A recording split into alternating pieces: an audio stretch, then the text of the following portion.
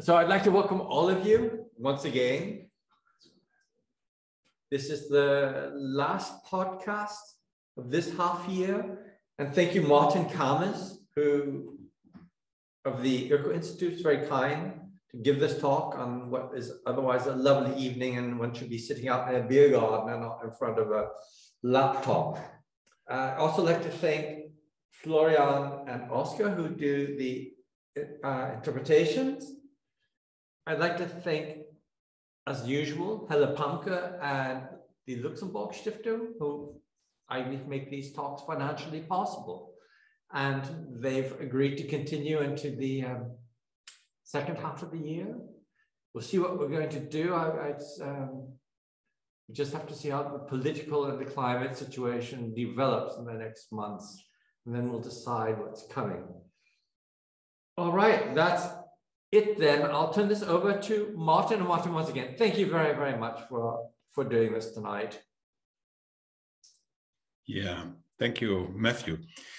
Thank you. Yeah, a warm welcome from my side as well, and thank you, Matthew, for inviting me. So I hope you can see the first slide. My talk is on coal smoke on the water. I think I will return back to that in the last slide. The substance is on efforts to reduce greenhouse gas emissions, GHG emissions of international shipping. And here is a short overview what I'm going to talk about. First part is more on data in the past and the future, emission trends in the past and in the future, also by region.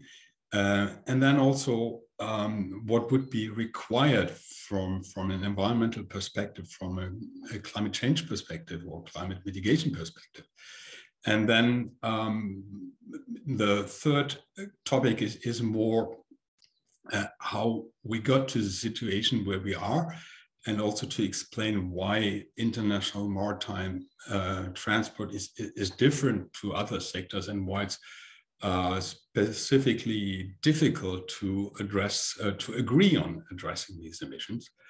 Then we will turn a bit on what technical and operational measures can be envisaged or used to address or to reduce the emissions. And last but not least, before we turn to some conclusions, the efforts which are made under the IMO, the International Maritime Organization, which is the UN body on addressing or on managing international maritime transport, and at the EU. You can also see my mouse, right? Okay. So here we are with the first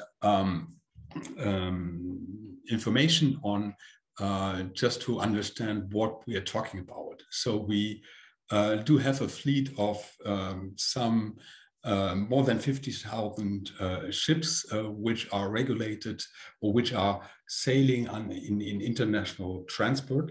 And here you can see on the left side the number of ships or the shares of ships from the number perspective in that fleet. So the different ship types, the container ships amount to 9%. Bulk carriers are those who transport, for example, iron ore or other material, other products which are similar to iron ore. Oil tankers is clear. Chemical tankers is also clear. And I think general cargo is something which is not specified, which is not, so it could be large items like turbines or wings of wind turbines. So these types of load. And last thing I wanted to mention here is the cruise and ships and yachts. And interesting is that I think there is a lot of attention on these ships, but actually both in terms of number of ships, but also in terms of the emissions from these ships are rather limited. And I think this is also an important thing to notice, that I think the emissions and which are caused by international maritime transport are basically embedded in products and services. You don't notice them and you can't influence them directly, but you induce them by your different by the purchase of your products. So as a consumer, but therefore it's also a sector with little attention by the general public. Just a few other, there are, I would say, on the one hand, similarities between the shares in number of ships and in the number of emissions, for example, for oil tankers or chemical tankers. But for container ships, we have different shares. So in terms of emission, they are much larger than the number of ships. It is because the ships are, on the one hand, very large, but also because they sail very fast. And if you sail very fast, your emissions are much higher. And then they also have more intermediate stops. So all that accounts for a higher emission share of the container fleet. And then if you look, we already talked about the share of emission by ship type and different cargo type, basically. But if you look into the emissions by sectors, we notice that international maritime transport together with domestic maritime transport, that is basically not inland shipping, but maritime transport between two ports of the same country, they account to just 2.5% of the global CO2 emissions. This sounds very little. And that is sometimes also used by the maritime industry to say, okay, we are very efficient already, which is true in terms of emissions per ton kilometer. But on the other hand, and that is shown on the right side of that slide, if international shipping were a country, it would be the seventh country in terms of emissions. So around the same size as Germany. And so it's certainly something which cannot be ignored and should be addressed. And that is one part, because already the share is large. The other argument why you need to look at international or at maritime transport is because this sector is also growing very strongly. And you can see here the history of greenhouse gas emission differentiated by domestic transport and international maritime transport. And both sectors or both parts of the market have grown by 80% or more since 1990 until 2019. So, and the projection that is provided in the next slide depends on the assumptions, of course. You can see the historical emissions, but if they would continue, and these are figures from before the COVID pandemic, we don't have more recent updates because everything is still very changing very fast. But the historical business as usual projections expected that they can grow up to 250% compared to 2008 levels. And that's what is given here in the left-hand side are the business as usual projections depending on different assumptions on the economic global development. And you can see, as I said, a strong growth, but even if you have a really limited economic development, you will still have emissions which are at the same level in the business as usual case as they were in 2005 or that area. If policies to reduce these emissions would be taken, then there are also different assumptions or projections. One is that the business as usual growth would be reduced, but still grow substantially. But also, if you take stronger method or policies and provide more incentives for advanced technologies, then you would reduce the emissions slightly until 2050. That also includes assumptions on decarbonization of the global economy, because that is also important. Just a quick back. I mentioned here the bulk carriers, and what I didn't mention that part of that is also, for example, coal. And if you take parts of the bulk carriers and oil tankers, then you have like a quarter of the global transport emission which are induced by transport of fossil fuels. And so if you assume decarbonization in the global economy, then that would also have an impact on the demand for international maritime transport, and synergetically also reduce part of the emissions. So if we look at the emissions by a region, we can, I think, see the different reasons, the OECD countries, but then also the non-OECD countries. That's to some extent a bit similar to what I called Annex 1 parties and non-Annex 1 parties. I think that needs to be explained.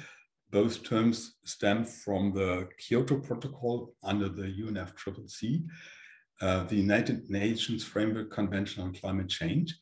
And the Annex 1 parties were those countries, basically the OECD countries, which had targets to reduce their emissions by 2020. I think it would be a separate talk to talk about what really happened. But important is that we notice that there are different groups of countries. One are, in grosso modo, I would say, the developed countries, and the non-Annex 1 countries are the developing countries. And what you can see is that the growth in terms of share was mainly with the non-Annex 1 countries. We had a shift from Annex 1 to non-Annex 1 in the period 1990 to 2019. And that is also reflected by the growth rate of the different regions. Here you can see that the Annex 1 region grew by 200%, so kind of tripling the share in that period, while Annex 1 remained more or less the same size as in 1990.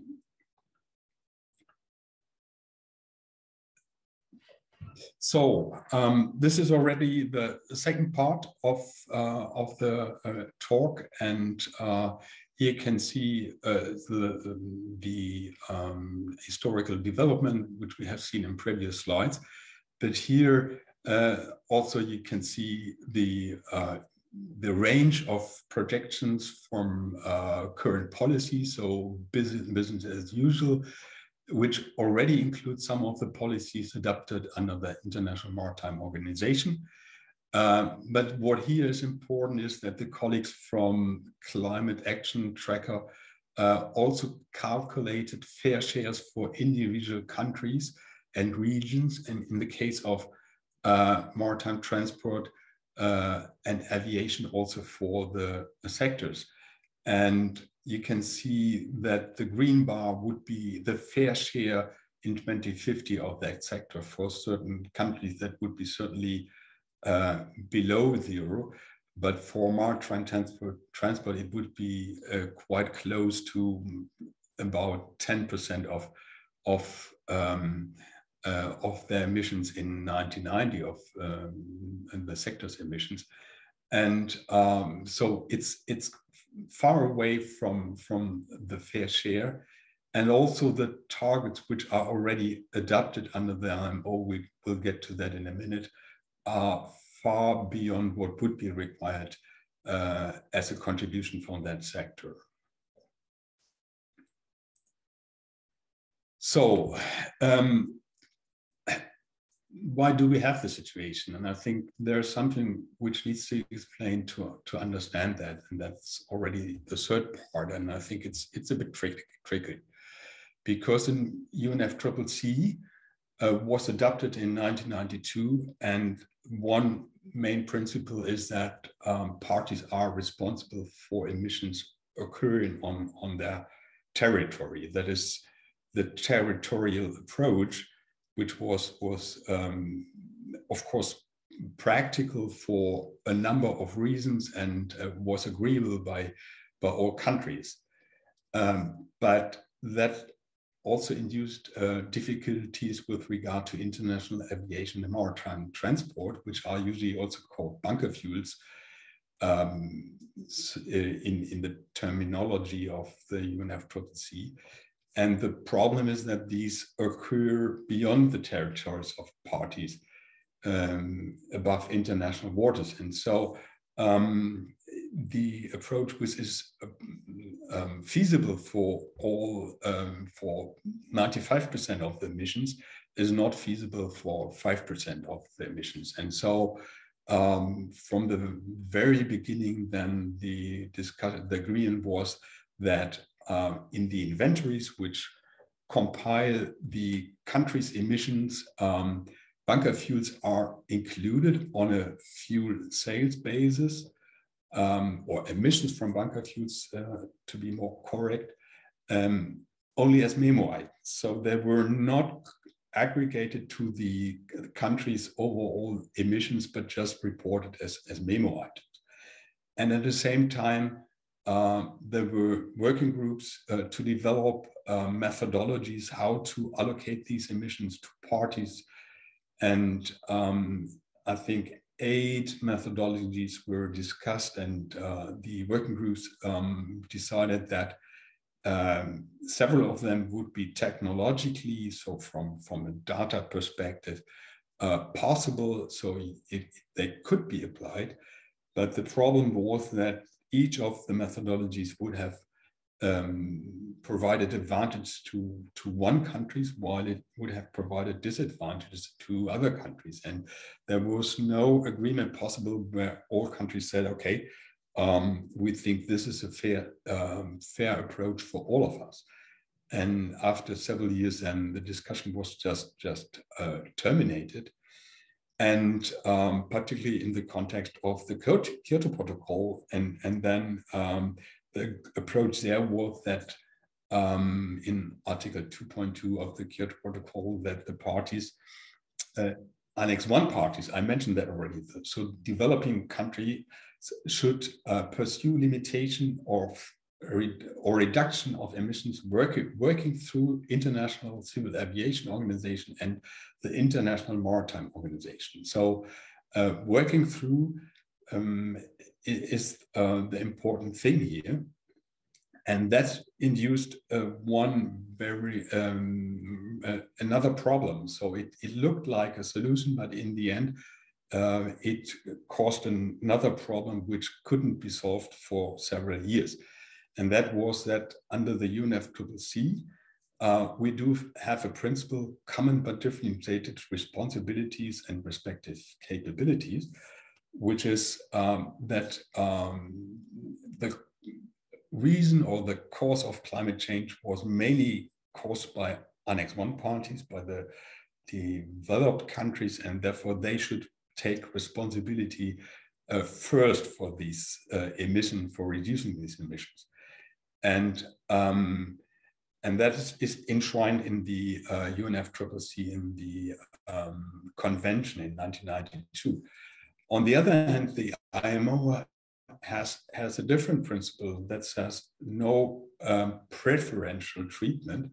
So all ships are treated equally, irrespective of their flag or nationality. And that is important because otherwise, and that's, I think, shown in the next slide, you can easily switch the flag of a country. And if you would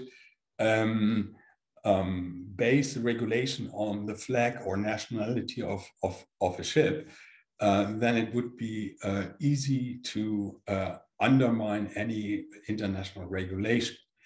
And therefore, under the IMO, the principle holds no preferential treatment, but that's not agreeable for developing countries because they say, okay, we have to reduce greenhouse gas emissions. That's topic of the UNFCCC, and so we want to have the CBDR principle reflected on that topic as well, and that caused, I think, a deadlock for several years. In this slide, you can see again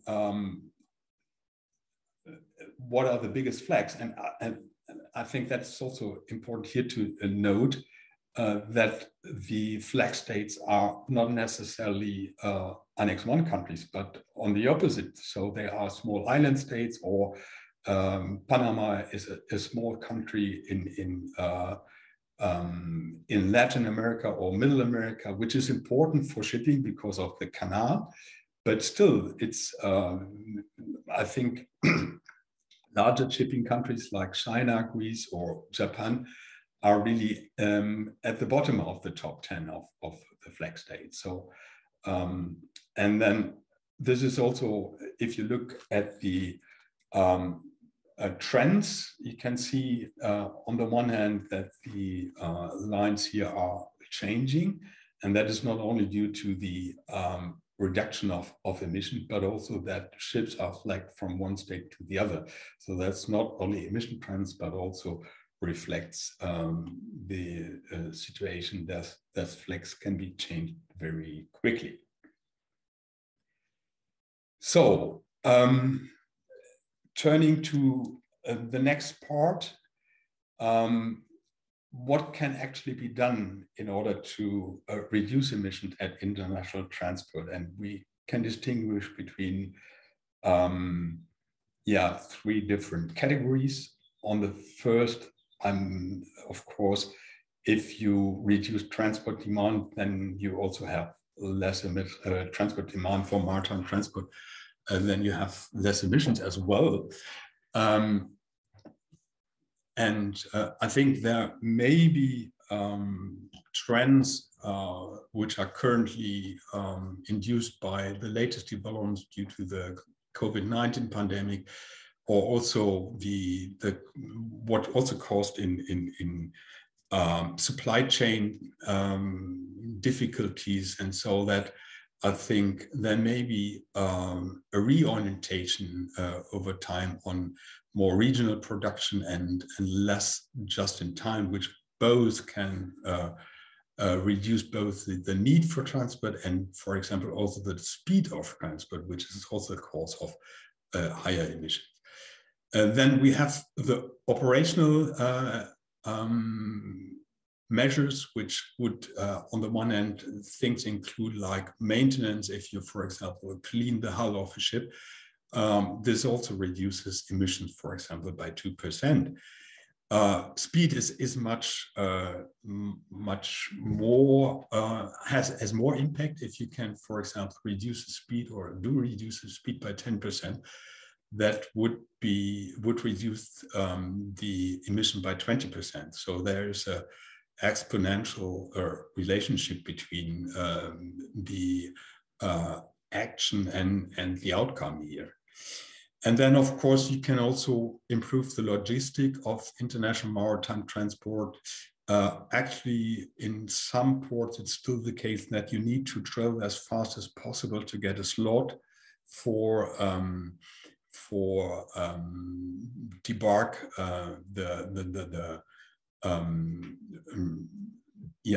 debark, and then but that may cause that you wait there several days before you can actually do that.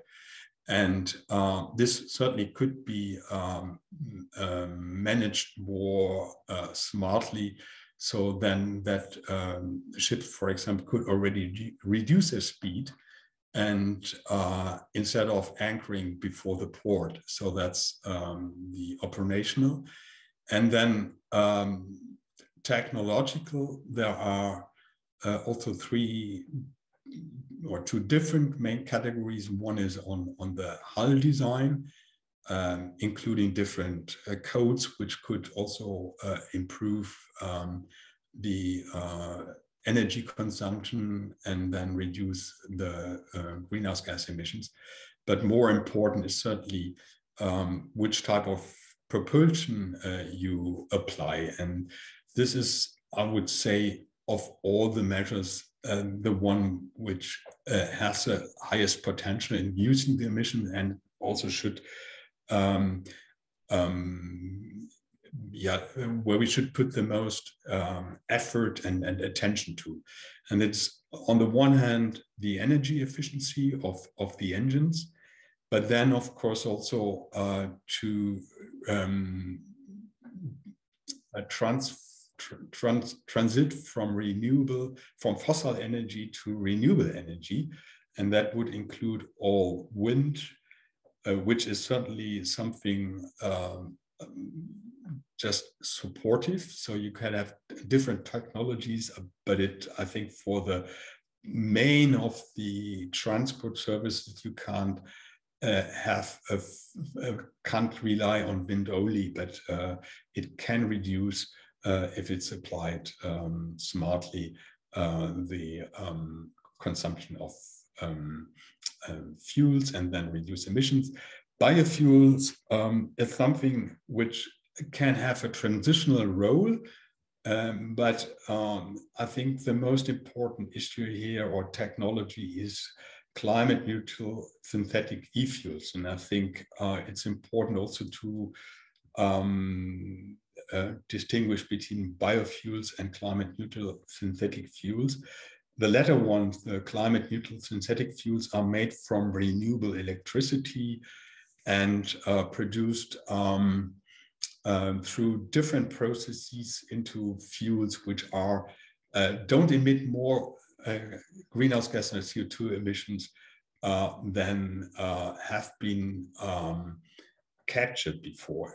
And that's would provide climate neutral propulsion technology for the sector. Biofuels would basically do the same, but their availability is very limited, and they wouldn't suffice to really address the demand of international maritime transport. Perhaps here is the point to make a short break for switching the... This is exactly the moment. I've been waiting for you to change slides. All right. I think you can commence again now. Thank you. Yeah.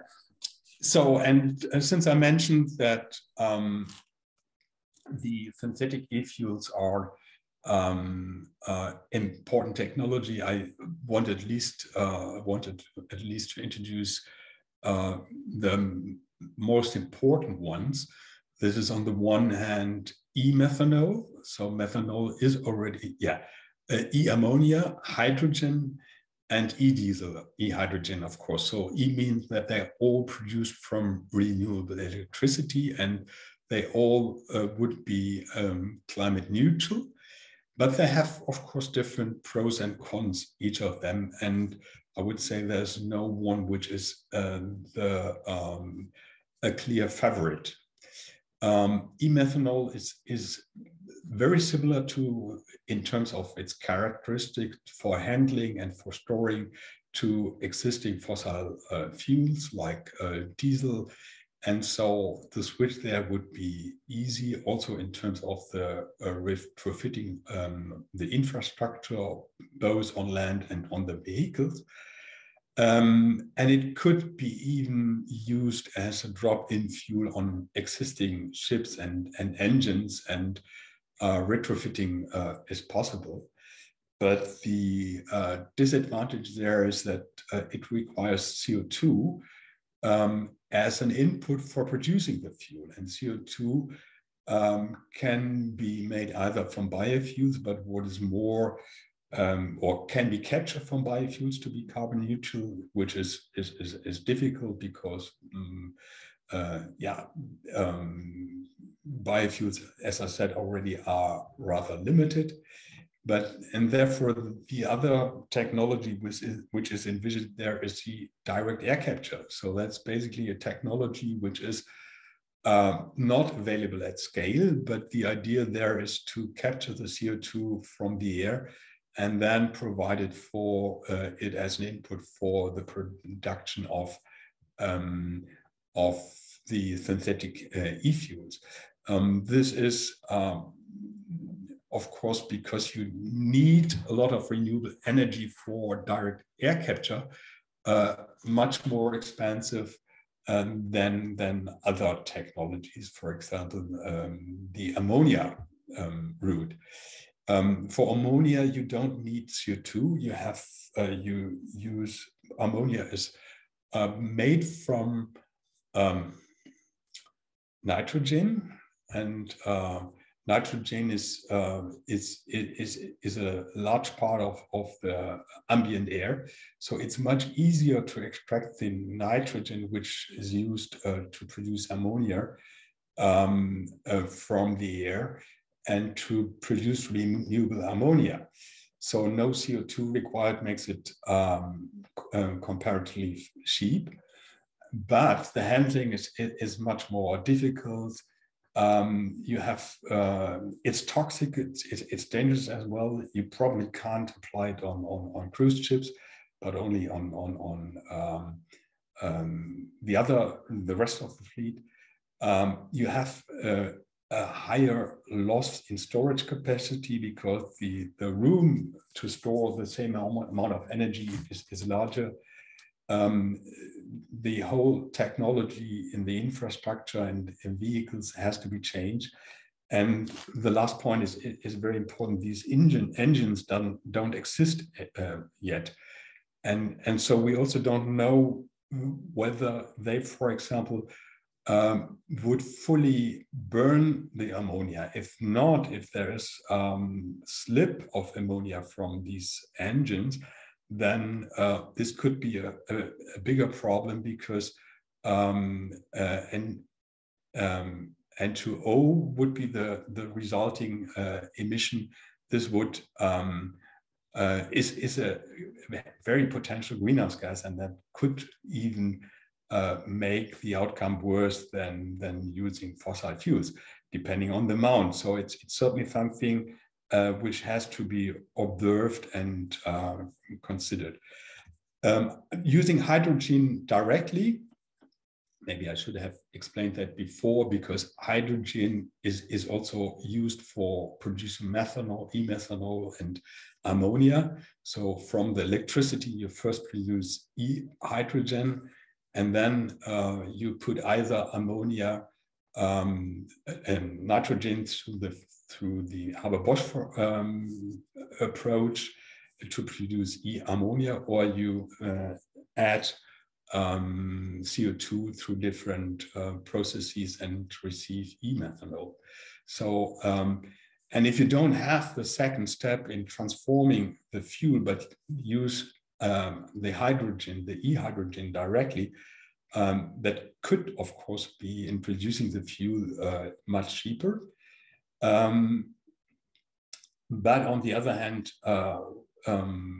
we have even higher loss in capacity.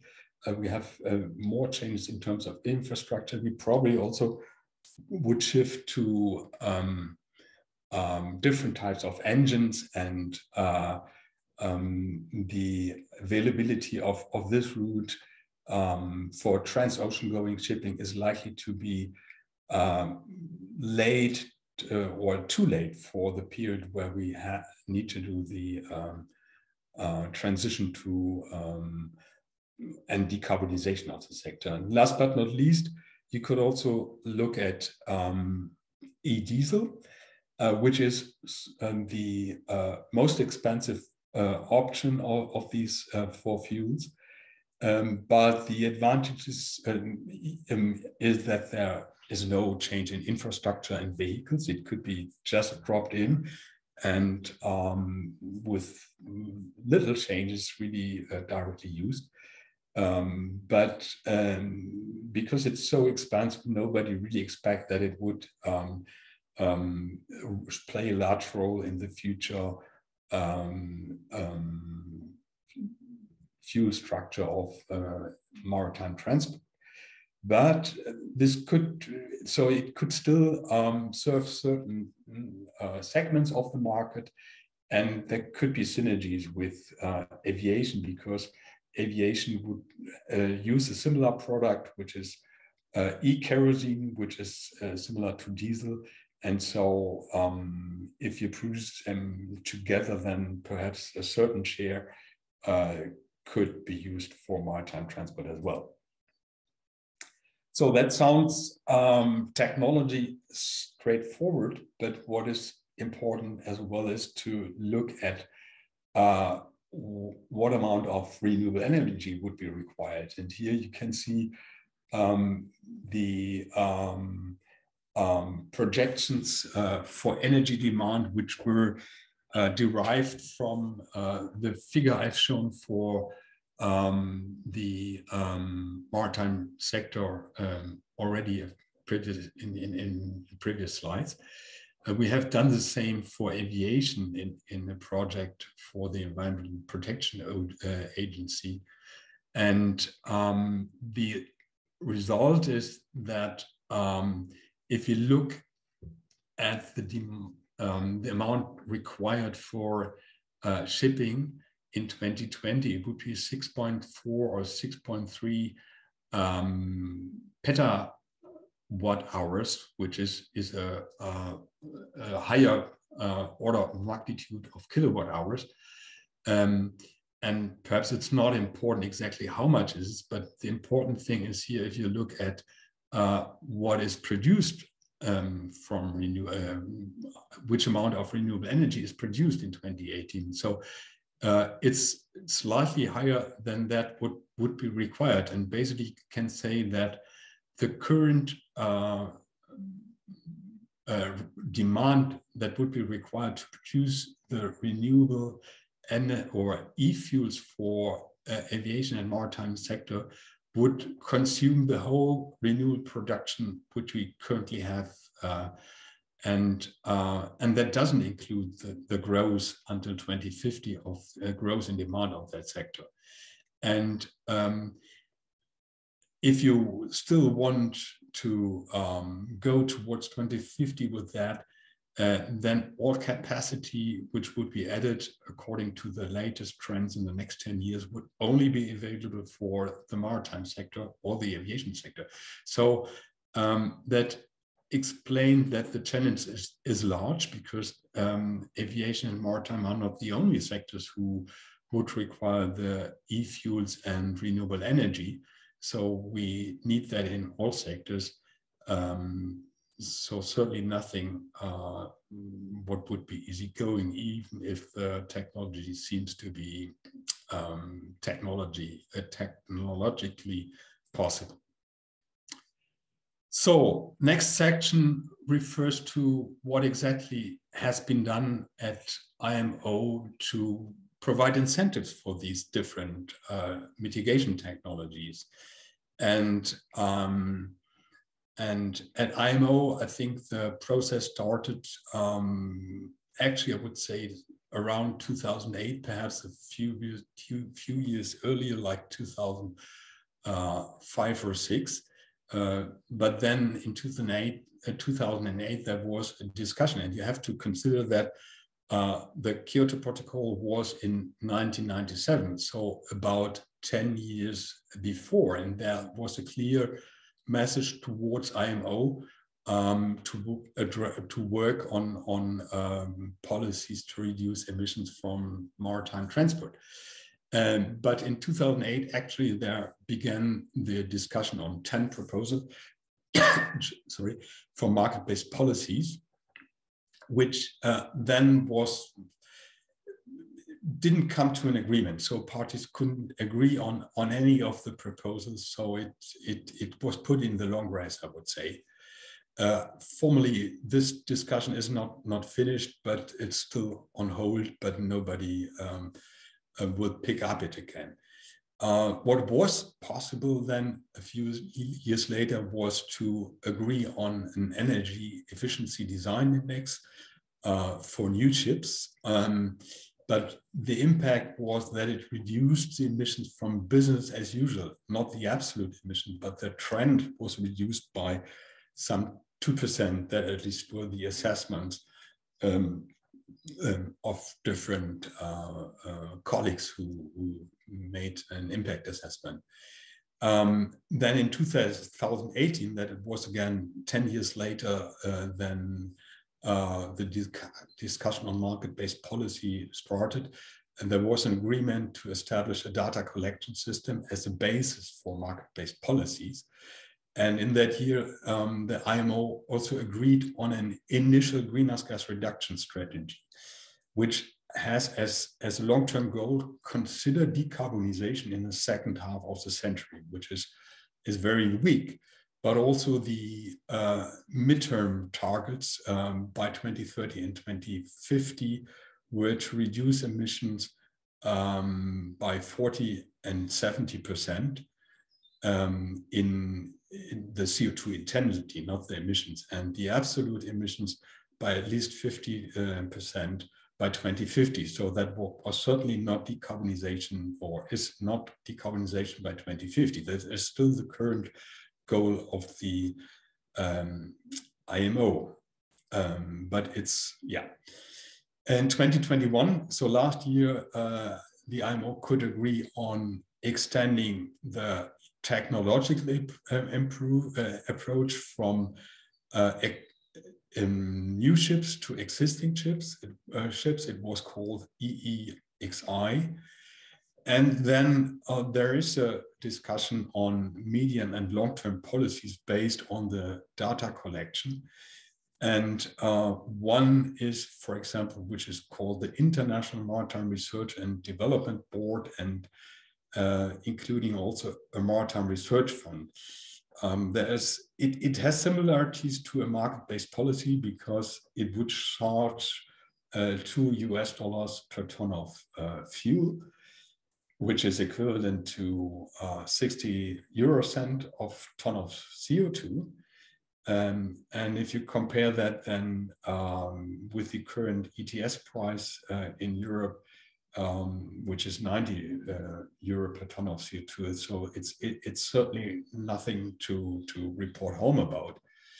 And the other issue there is also if these fuels, the synthetic fuels, should be applied, then it's certainly tricky to pursue all the induced emission in the upstream, and therefore you need to agree on a life cycle assessment methodology for really account those fuels and their emissions correctly, which is certainly an important issue. But if it's the main activity, that's certainly also rather postponing real action than taking action. So in 2023, there will be a review of the initial greenhouse gas reduction strategy, and I guess that the target certainly will be strengthened. So there are a number of voices saying, okay, we need to aim at decarbonization by 2050. So both from different parties all over the world, but also from the industry and individual shipping companies. But in the end, you never know, because that all depends on how the decision will be taken. And also for in 2018, when the initial strategy was agreed, there were certainly proposals to agree on a much stronger goal, more ambitious goal, but that was not acceptable according to the rules. And one reason for that is that I think the IMO is one of the UN bodies where you have the strongest impact of industry. I would add to that aviation and postal service are probably quite similar, but since we look at maritime transport here, I think it's certainly one of the three worst UN bodies we have. In the respective committee, 31%, almost a third of nations which are represented by direct business interests. So that's certainly not understandable under the UNFCCC. The EU policies are to some extent supportive of the IMO, because of course, if the EU would work alone, due to the competitive nature, it probably cannot achieve decarbonization of the entire sector. And due to distortion of competition, a lot of transport service would then be transferred to other regions, and that would result in carbon leakage, so that the emissions actually are not reduced. But a lot can be done, and the EU, therefore, when it noticed that IMO wants to go towards a data collection system established even 3 years earlier, a monitoring, reporting, and verification, which was to some extent a role model also for the data collection system agreed by the IMO. And but it's even stronger, includes more information, and is more reliable for future market-based policies. And then last year, I think almost a year ago in July, the EU Commission proposed the so-called Fit for 55 package, which includes a number of policies to achieve a 55% reduction in the EU by 2030. And these include also two policies, actually 4 policies, but 2 policies should be mentioned for maritime transport. And the first one is to include maritime transport in the EU emission trading system. This would would cover all voyages and 50% of the CO2 emissions, all voyages within the EU, between EU countries and within each country, but then also 50% of the emissions in and outgoing voyages to and from EU port. And that is important because it's also something where the EU has learned from experience for the aviation sector, where they included 100% of out and incoming flights, outgoing and incoming flights, and that caused a lot of opposition by other parties from China, US, and many other countries. And in the end, the EU had to withdraw the scope and just reduce it to inter-EU scope. And here, I think the argument, if you just have 50%, you don't regulate into the constituency or the territory of other countries. You have just regulated half of the route between 2 countries, and that's certainly nothing where others could oppose to. In terms of target, I think this is also much more ambitious than the current IMO policy. It's decarbonization by 2050 and wouldn't include any free allowances. So the covered entities, the shipping companies, would need to buy all allowances to cover their emissions. This is the first policy to actually reduce the emissions or provide incentives for reducing emissions. And then the second is the so-called FuelEU Maritime, and this is actually a life cycle CO2 emission factor of the fuel used. So this sounds a bit technical, and is certainly technical, but the idea behind it is that you have to reduce until 2050 the CO2 emissions of the fuel used on your ship. And so it doesn't matter which fuel it is, but the aggregated CO2 emission of that fuel in a life cycle perspective need to be 75% below the value, I think, in the base year. And it also covers the emissions on the same geographical scope as for the EU ETS. So both are certainly policies which are more effective than everything which has been discussed so far under the IMO. But there is still room for improvement. One is in terms of the coverage of greenhouse gas emissions. I think CH4, which is methane, and NH3, which is, well, N2O, I think needs to be, is the emissions from ammonia. They are not covered, and since LNG engines would be one option as well under both policies, and ammonia engines, if those emissions are not appropriately covered, then it could provide incentives to not address these emissions. A second point is, I think for the FuelEU Maritime, the target should be minus 100%, not just minus 75%. And last but not least, I mentioned already the limited availability of biofuels, and in the current design of the FuelEU Maritime, that would give an advantage for biofuels. So there would be large amounts of biofuels devoted to the maritime sector, but most experts, and I would say all experts, agree that there are other sectors where biofuels could be used or should be used. And even if they all would be used in the maritime sector, they would not suffice to provide the demand in 2050. And so therefore, I think the incentives to have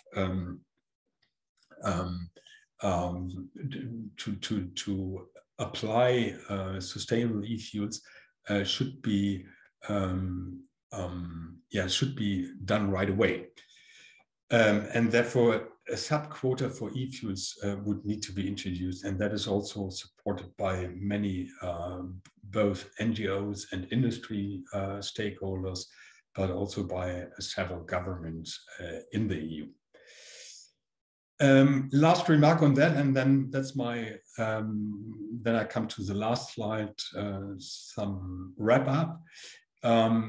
This sounds still, it's certainly more ambitious, but what is more important that this kind of early action is relative, of course, because it's also certainly late, but compared to the IMO, it's still early.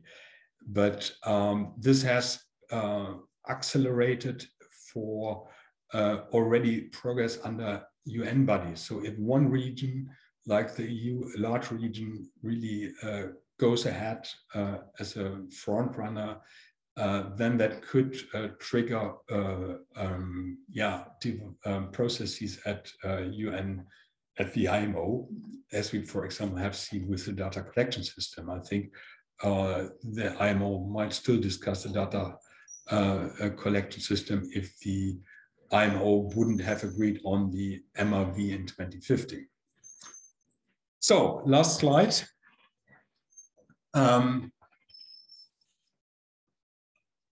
There's no way out. I think you clearly need to state that the goal is insufficient, and that's not my personal view, but that's conclusion of the IPCC. You can see with respect to aviation shipping, sector agreements have adopted climate mitigation goals that fall far short of what would be required to achieve the temperature goal of the Paris Agreement. So that's certainly frustrating, I would say. But nevertheless, really to address it, we would need unilateral action by proactive countries and regions, and also activities to motivate other countries to join these initiatives. Certainly what should not be ignored is the reduction of transport demand, not just look at technology, but also at the demand side. Research and development for synthetic e-fuels would certainly need to be intensified, but most of that will be possible, as we have seen, for example, with the renewable energy law in Germany and in many other countries, that actually the deployment of these technologies provide more learning and reduces the cost of the technologies. So I think it's not only further research and development, more important is deployment of these technologies and learning through doing. One thing is also that in the end, I think, I hope that was became clear, action under the UNFCCC is not, and the IMO is not enough, and that countries should also include maritime transport into their nationally determined contribution. That is the term which is used for the targets under the UNFCCC. And I think here it has a clear messaging impact to say, okay, we consider ourselves responsible for these emissions. So far, no country really has done it. The EU has, in its first NDC, included outgoing emissions from outgoing flights, but maritime transport is not yet included, but it should be included if it is into the EU ETS in the next NDC. And last but not least,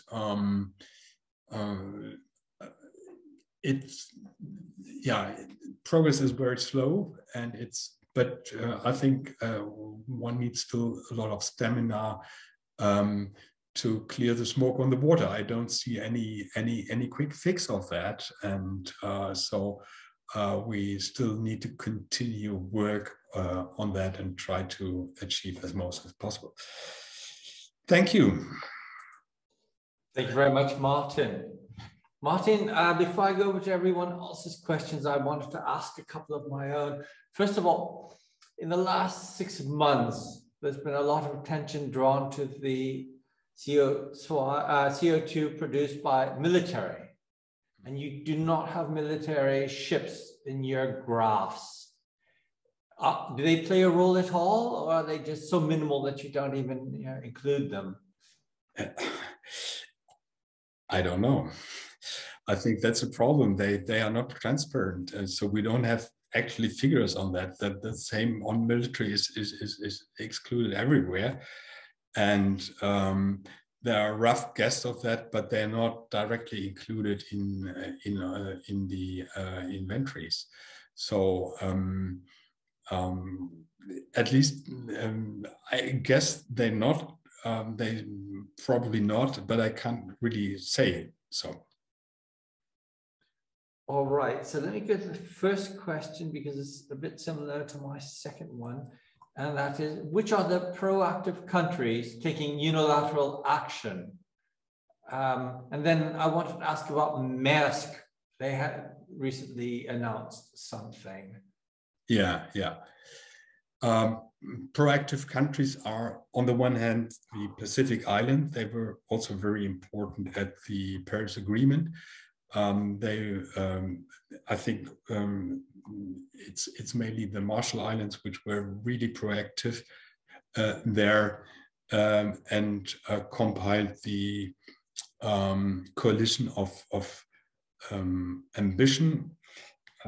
And in the Paris Agreement, we had a lot of discussion in Paris with them also on including maritime and aviation into the Paris Agreement. There was a proposal to include those until the second last draft of the final agreement text. But it was then formally or excluded, not mentioned, I would say, but implicitly included, because Article 4.1 of the Paris Agreement says, okay, all emissions from all anthropogenic emissions should be addressed and reduced. And since aviation and maritime transport are clearly anthropogenic emissions, they are part of that which needs to be addressed also by the Paris Agreement. So Pacific Islands are important countries. Then it's, I would say, the EU. The US under the Biden administration, we don't know yet, but there are some signs that they also want to go beyond what the IMO has already, or beyond the progress of the IMO. But that remains to be seen. Certainly, which is even more proactive, I would say, than the EU is the UK. So they already included aviation and shipping in their sixth carbon budget. And so that's certainly something which the EU still has to do as well. And I think, and then the question on Maersk, I think that's a very good point. And Maersk is actually one of the few companies who I think is really very sincere in terms of being climate friendly. So they announced in 2018, it was at a COP, the COP in Katowice. I remember when I read the press release on that, that they want to decarbonize by 2050. And that's not just a target, but also they, for example, ordered already 5 container ships. Maersk is the largest container company of the world, and they ordered 5 container ships, which will put in service by 2023 or 2024, and which should run on renewable methanol. In the first years, this will come from biomethanol, but later they want also to expand to synthetic methanol. And so they're certainly quite active. And this is also by colleagues from the New Climate in Cologne. They did a comparison of a company commitments and activities from different sectors. And if I remember correctly, I think it was published earlier this year, January or February, Maersk was the only country who got a green or orange badge or rating. So all the others were quite red or like red. So what I wanted to say, that Maersk really seems to be very helpful here to push things also under the IMO.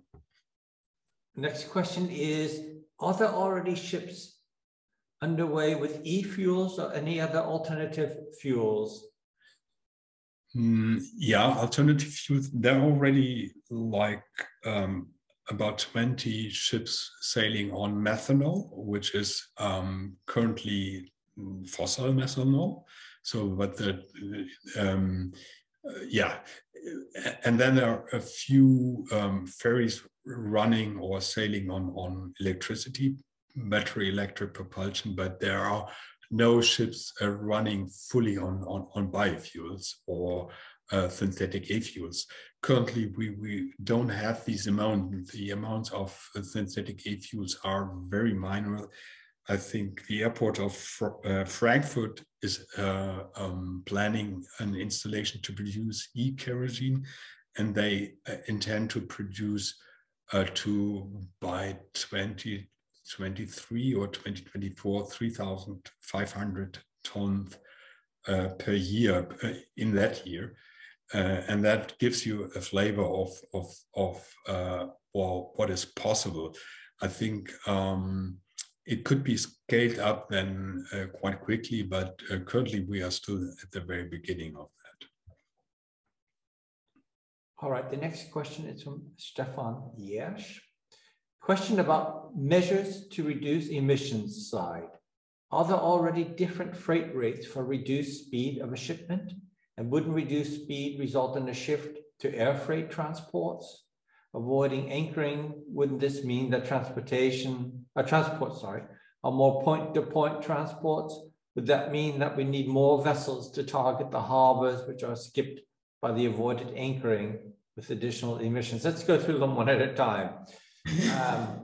Are there already different freight rates for reduced speed of a shipment? I'm not aware. The discussion was on a speed limit, basically. I think, but freight rates on ships. Actually, I think Stefan already mentioned the right relationship because companies already did reduce speed voluntarily because they have an incentive if capacity is available. So after 2008, the global financial crisis, there was a lot overcapacity in the shipping market, and then it was more valuable to reduce the speed, save energy, and then you don't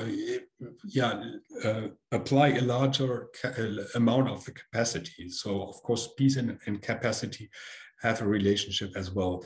And if you reduce the speed, then you certainly also need more capacity. But this is already considered in the figure I provided. Actually, the direct reduction of emissions, it's larger. It's like minus 10% would reduce the actual emission reduction by almost 30%.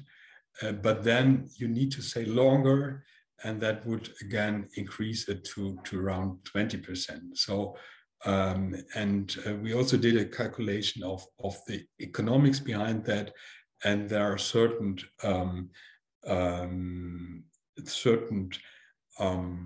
functions where you have crossing points to determine what would be the optimal speed, and in terms of saving greenhouse gas emissions. And I think it would be more appropriate to have a general speed limit rather than the freight rates based on speed limits. It's also, or on different speeds, it's also difficult to monitor that if you don't have just a general speed limit. But yeah. And then on the logistic, I think you don't need more capacity if you improve the logistic, because in the time a ship is anchoring close to a port, you can't use the capacity differently. So it's already applied, but the question is whether it emits a lot of emissions due to in order to achieve at the port at a certain point to get a slot, or whether you can book the slot and then adapt the speed to achieve there just in time when your slot is, and perhaps including a bit of risk time due to different difficulties, either on your ships or due to the weather. But currently we're talking sometimes about days of waiting, and that's certainly not necessary. Okay, there were other bits and pieces. Let's go through them. And wouldn't reduced speed result in a shift to air freight transport? Yeah. I haven't considered that. I think I guess that there are small amounts or small shares of the market that would be possible, but are not for not in large volumes. So I wouldn't exclude that, but I can't give you any details or examples. And I would certainly not fear many of the products which are transported by ships wouldn't just fit or not appropriate to be put on a plane. Yeah. Okay, during your talk, we had one question. What do you mean by loss of capacity? Yeah, that was referring to the to the different e-fuel types, synthetic e-fuel types, because the volume of the e-fuels containing the same amount of energy is larger than of the current heavy fuel oil or the fossil oil which is used. And this basically has the largest density in terms of volume and also of weight, and so is very efficient. And if you switch to other fuels, you need larger, bigger tanks, or you have, and that would reduce the load capacity. And you can't enlarge the ship because the ship size is determined by the Suez and the Panama Canal. So all that needs to fit together, and so you can probably reduce the size of, or the amount of energy reduced, because currently you have you don't bunker for just one journey, but you bunker for days or months, and you could have more bunkering events, but this of course also conflicts with the availability of the new fuels, which in the beginning are certainly not available everywhere. So it's a complex situation, but I hope it's became a bit clearer about the relationship between load capacity and the fuel used on the ship. Okay, next question. What role do or could labor unions play in decarbonizing the shipping industry? What are their demands? Trade unions? Yes. And Leathermans? No. No, labor unions. Labor unions, yeah. Demands in decarbonizing the shipping industry. Oh, it's not my. I must admit the only thing I really can say here is that I think the shipping industry is very difficult in terms of organization, trade union organization there, because most of the crew is not from European countries, for example, or from industrialized countries where you. But actually, I can't say, and so I also don't know what would be their role in really facilitating decarbonization. All right, we've run out of questions, but I had another one. It was actually a bit of a surprise. It was the case of Kiel in Schleswig-Holstein, which is where Robert Habeck comes from, and they discovered it was one of the most polluted cities in Germany because all the ferries, they were in harbor, had to produce their electricity by running their motors the whole time. And they had no electricity being delivered from land. How great a role does this, do you have any idea how great a role this plays with when ships are in harbor? Yeah. It's not negligible. So I mentioned the MRV system in the EU, and we have looked at the data. The first data was delivered for 2018, and largely you can say that about each, like 30% of the emissions are intra-EU, 30% are outgoing voyages, 30% are incoming voyages, and the remaining 10% are in harbors. So it's certainly not negligible. And then in terms of policy, I didn't mention that, but another policy in the Fit for 55 package is exactly addressing the infrastructure in harbors.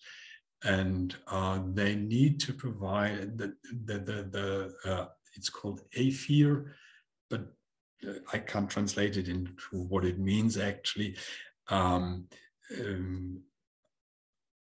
The I stems from infrastructure, and actually it's basically that all ports need to provide renewable electricity for ships in harbors, so that they don't need to run their engines to have the electricity on board, but get renewable electricity from land.